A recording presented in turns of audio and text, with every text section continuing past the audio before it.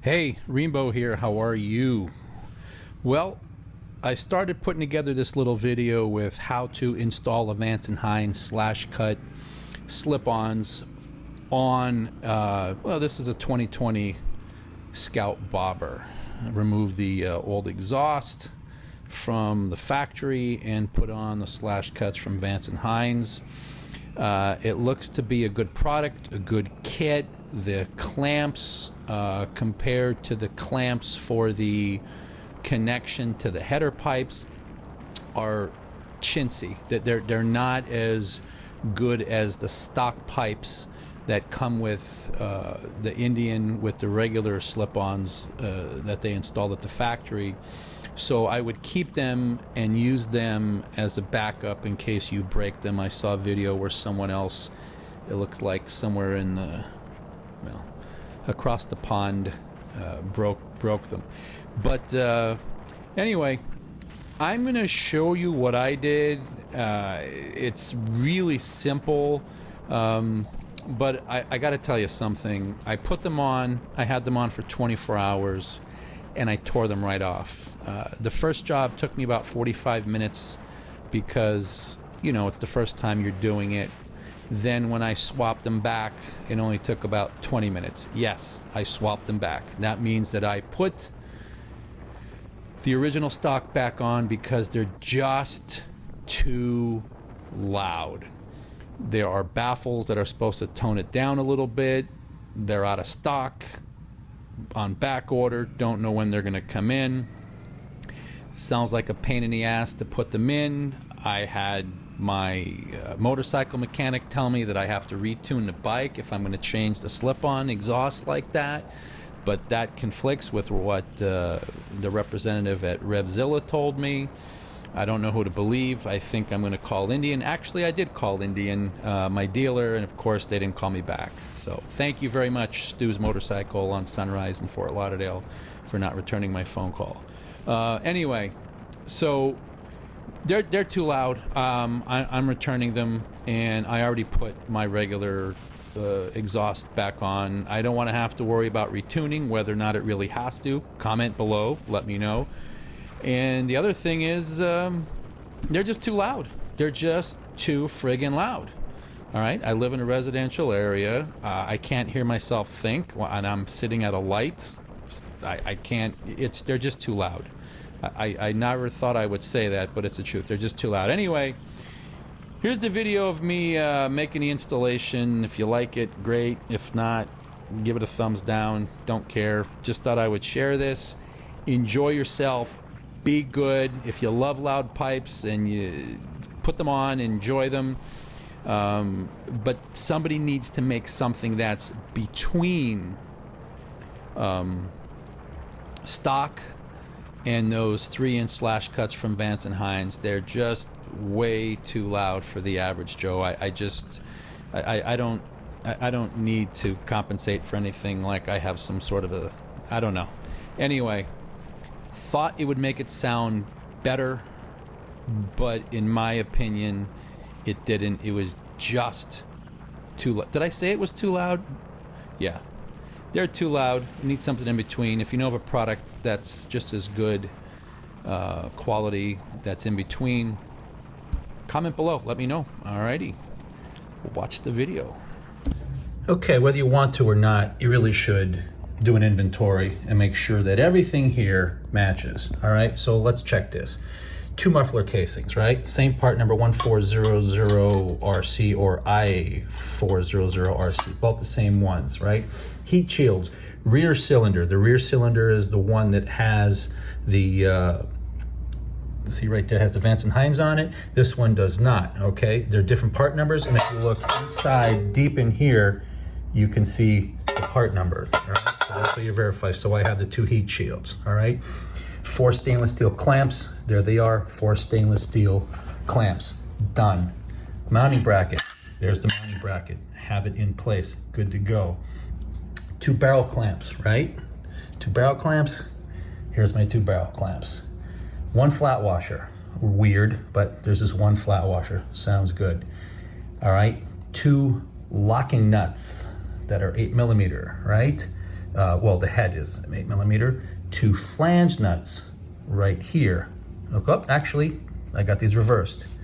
These are the lock nuts, these are the flange nuts. I didn't flip them over and see the difference. See what I'm looking at? Lock nut, not an eye lock, a regular lock nut, and flange nut, okay? 2 of those. Now, next thing, I have 4 of these where the hell they at? 5/16 deep by 18 threads by 5/8. Got these little bolts, little flange bolts. And then what's next is 2 hex. Where did they go? These 2 hex here that are 1.25 times 25mm, and it's an M8 head. And then 2 dog bones right there. So everything I have is in place. So what I like to do is follow directions. I used to work on aircraft, so call me a wuss, I don't care. I just want to F this up, okay? Here we go, really simple. Match this, and it tells you what to do with these heads sticking up. So you see how I have this? There's the Vance and Hines. You're supposed to have them in this way, all right? You put all 4 of them in, okay? And all you do for that, to keep them the right way, is you just slide it in preparation, just like all lined up, okay? You see this? You gotta make sure that it's not like this. You're wondering how the hell it goes. It says it's supposed to stick out 1/4 inch, but there's one little way that I like to use to align these, and I'm gonna place it on the ground and I put pressure on both of them, okay? And then that will line them up so that they're both perfectly even and lined up together with the slash cuts. Real simple, just put a little bit of pressure with one hand and get a 5/16 nut drive and tighten it up. Hint, I'm gonna kind of keep this a little bit loose because I know I may have to adjust it during the installation. So I'm gonna get it lined up now and get it just a little bit tight so that it doesn't move, and then we'll adjust it further once it's on the bike. I hate putting things together that are really tight first. You always have to leave things just a little bit loose or available to be loosened. Done, all right? It should look something like this, so that they're nice and level and even all around, okay? Breathe. Back here you have a little bracket that keep the 2 together. So to make it easier to get it off, so you're gonna take them off one at a time, you're gonna have to take this thing off. That is a 13mm, again, 13mm right here. So go ahead and remove this one first if you want. You're gonna have 2 more 13mm, one here dead center and one over there dead center. These 2 are also gonna have to come out in order to release this. I would loosen them, but leave them in until you got the front clamp. So once you pull out this bolt and loosen the 2 clamps that are right here, these are both 15mm, they're already off, then you just shake these and pull it right out. It actually came out easier than I thought. I saw some videos where people were struggling, but you just do frequent pulling. Of course, I grew up in construction, so maybe I don't know, it just seemed easy to me. So anywho, once you get that out, time to start finishing putting the reds to the Let the original bolts are back in. Make sure you don't lose these rubber washers, these rubber inserts, actually, bushings that are on either side. All right, you put these back in, and then this goes on just like this, and you're gonna keep it loose, all right? And what you're gonna use with this are gonna be these, could you see them? There we go. The lock washers, all right? The lock, not the flange, the lock washers. Okay, let me put them on. 13mm wrench from behind and use a 13mm socket or whatever you want to put. All right, so you want to leave these just loose enough so that you can adjust it up and down. All right, that's all you want to do. Just get it in like that. I want the barrel clamps on. This is the rear, which has the Vance & Hines logo on it. They want the bolt head sticking up. On the other one, they want the bolt head sticking down. And again, leave them loose and just... All right, so I slid the bottom one in place. All right, and as you can see, it's loose.